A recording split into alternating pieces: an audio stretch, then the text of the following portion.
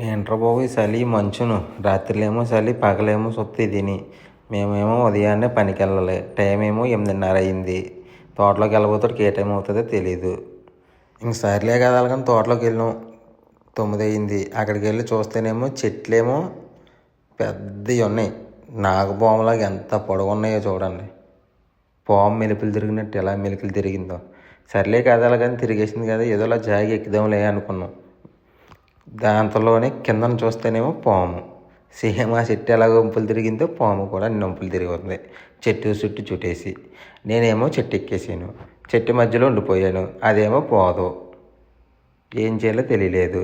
సర్లే ఏదైతే అది అవుతుంది కదా అలాగని ఒక 10 నిమిషాలు చూద్దాం కదా అనుకున్నాను.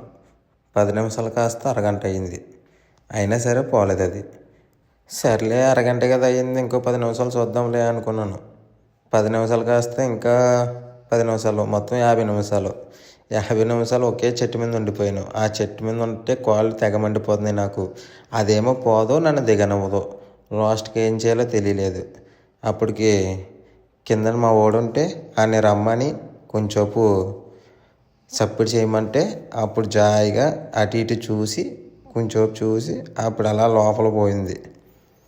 అప్పుడు దిగి వచ్చాను. చూడండి ఇప్పుడు లోపలికి వెళ్తా జాయిగా అది. అప్పటి నుంచి మొత్తం మీద 50 నిమిషాలు నన్ను ఒక్క దగ్గర నుంచోబెట్టేసింది. కాళ్ళు తెగమండిపోతున్నాయి. ఏదైతే అదేమని కానీ నాకు మాత్రం ఇంకా దడ పుట్టించింది ఫైనల్గా.